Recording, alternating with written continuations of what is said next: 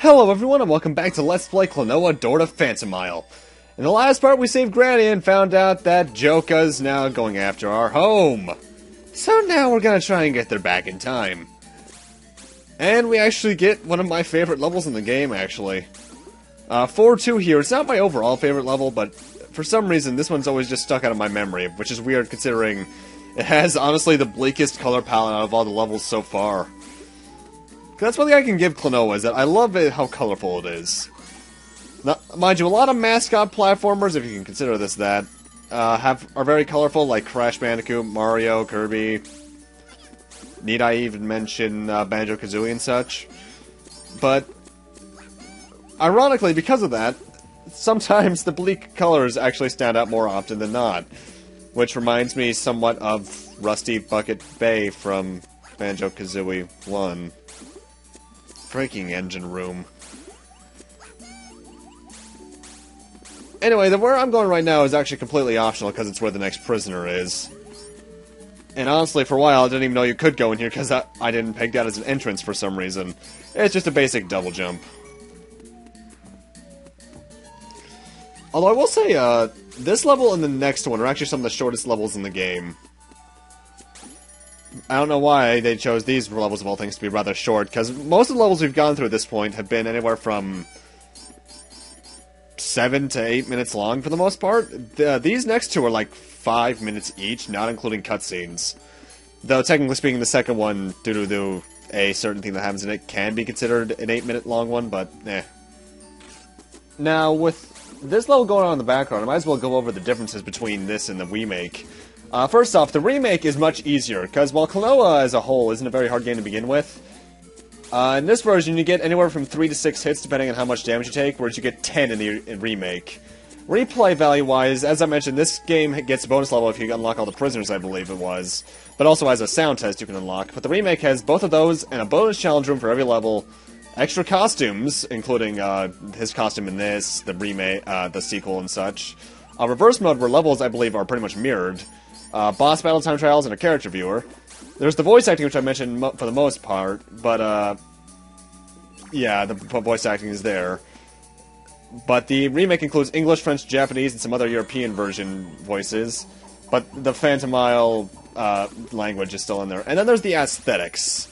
I still think the original looks presents itself better because Klonoa is much taller in the remake, which, due to the fact that he's supposed to be a kid, and some script parts don't really seem to match up with it because of such. For the most part, I'd still say the remake is a damn good way to go about it if you can't find the PlayStation one. But the remake is good for what it is.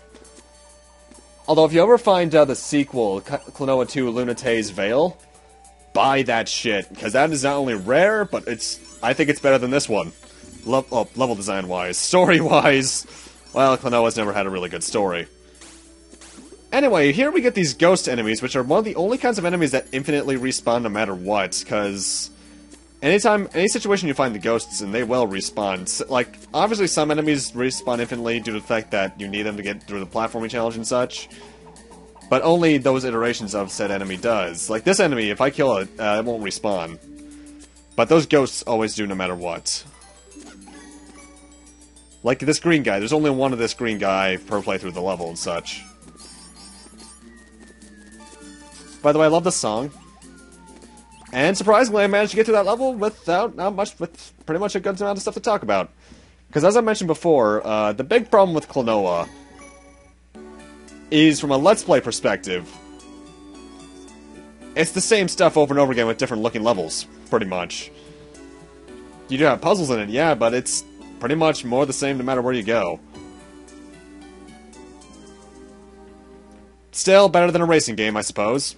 Also, if you haven't figured it out by the fact that those guys randomly cut in, each level is its own recording session due to the fact of I know that some stuff's gonna screw up with fraps at some point.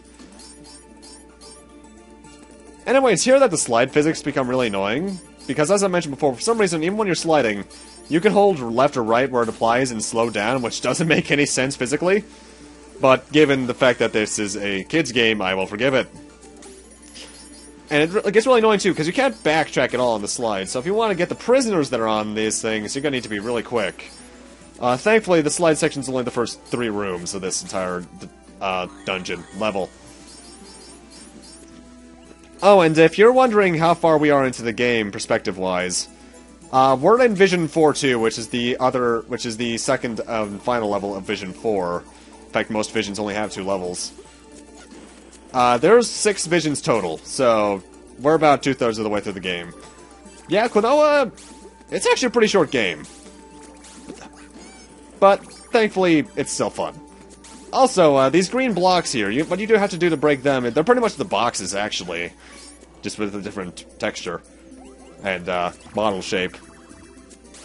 They're fairly easy to break. The sequel would later bring in something very similar to them, where you take that game's equivalent to the exploding pigs from Vision 3-2, and you have to pretty much either blow them up with that, and there's another variation where an enemy gets pretty much a bigger and bigger spirit bomb from Dragon Ball, the more enemies you throw it at, and you have to solve puzzles using that.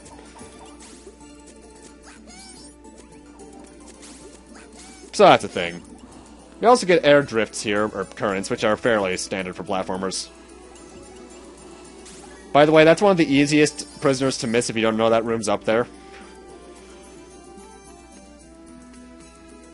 Because actually thinking about it, that's one thing I've noticed when it comes to Let's Plays of Klonoa games that I've watched. Klonoa, due to its repetitiveness, is very prone to tangents in LPs, which is very understandable. Especially on the 2D ones, because the 2D ones are... If you've ever seen a 2D platformer, Klonoa on the Game Boy Advance, Gamecom, whatever games you may have find it on, were very much like that. Well, actually, I don't think it was on the Gamecom, was it? I think I may have said it was earlier, but I may have been thinking of the Wonder Swan. You guys ever own an Wonder Swan. I hear they're pretty good consoles, all things considered. Or not consoles, handhelds. I'd like to give a shout to the Final Fantasy ports on those, that's for sure. Not Final Fantasy 2, though. Final Fantasy 2 can go burn in hell. Thinking about it, that might be one of the first times I've ever said a game can go burn in hell on this channel. Because I'm not sure if you noticed, but most of the games that I played, I've given a fairly positive reaction to. It's because, first off, I like to play games I like. There's also the fact that there's very few games I downright hate. Usually, I find a game to be either good, great, amazing, or just kind of eh. Like, games I hate-wise, I can immediately think of Shadow the Hedgehog, Mega Man X6 and X7, Mega Man and Bass, and not many past that. Because I'm one of those guys that just really likes video games, and mind you, considering I'm going to be going into the business soon enough, because I'm going to college for game design, fairly soon, for me at least, for you guys it'll be already a thing. And because of that, I just like to look at things from both a critical perspective and, like, a designer's perspective. Like, I can see why they had to do these things. Though, from Shadow the Hedgehog, for example, other than the fact that he's an anti-hero, why did that game need the hero-villain system? Seriously, it's pointless in the end, because there's the last story. Though that's another great game. Oh, hey, cutscene. Grandpa! Phew. He's safe. Alright, let's go see... what the... Okay, what? Joka, why did you steal Eggman's Egg-O-Matic? And what are you doing?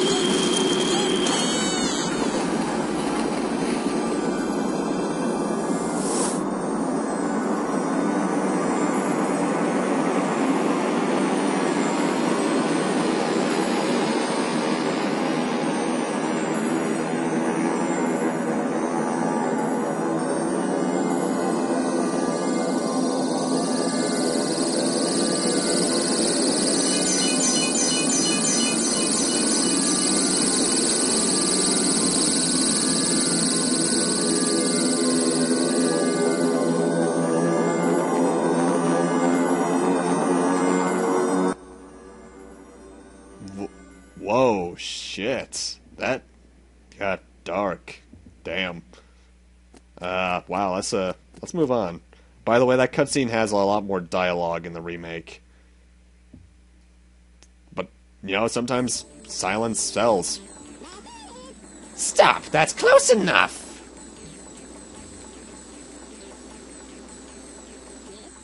Well, it looks like you're a bit late to the party.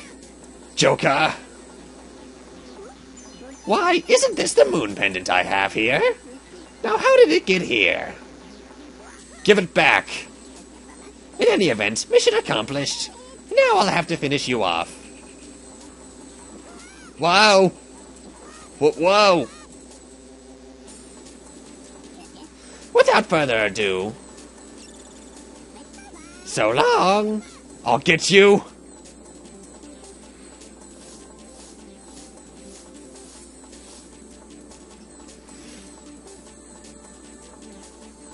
Time for Boss 4 against Valadium, who is the owner of not only the intro song, but my favorite song in the game. I love this track. Anyway, Valadium is a very simple boss. To damage him, you just have to throw the enemies that are on this side of the swing into those little glowing panels. 4 hits, he's down.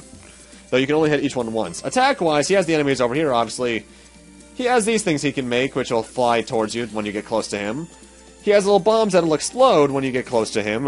General way to avoid that is just to stand under the higher ones, though for some reason it took me the longest time to get a hint of that in this playthrough. Which is weird, because I have beaten this game before, I swear to God. And then there's another attack where he likes to make little pillar things that look like relic keepers out of Brave Fencer Musashi for some reason. And they just stand in your way. Very easy boss. In fact, I think he's the easiest boss in the game. Which is pretty sad, given the stuff that just happened. This would have been a good time for an awesome boss fight. Though Valadium, I think, look-wise, might be my favorite boss as well.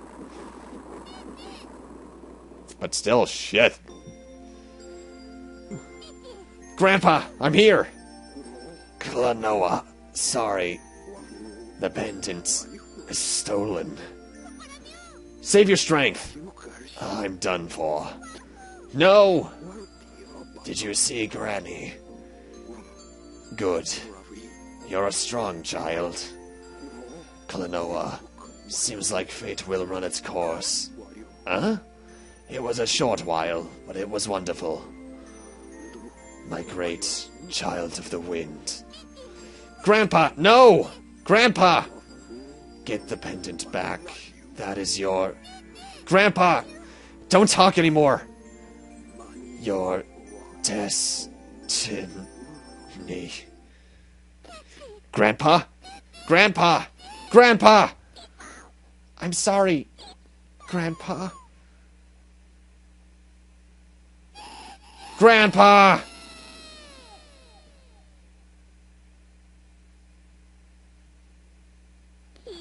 Grandpa.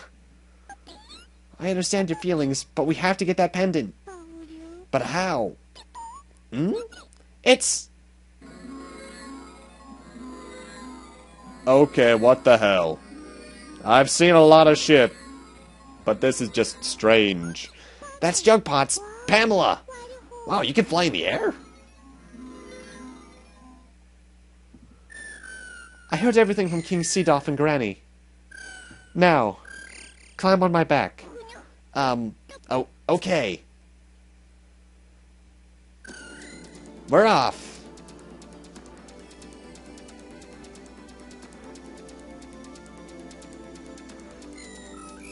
We're going to the Temple of the Sun.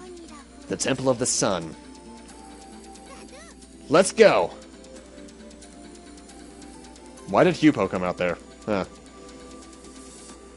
And that's how you know stuff's about to get real, because we're going to the second to last world of the game, ladies and gentlemen. With that, I'm going to end this off here, though. Thank you guys for watching. And in part 5, we're heading off to the Temple of the Sun, which might be that thing in the sky there. See you guys then.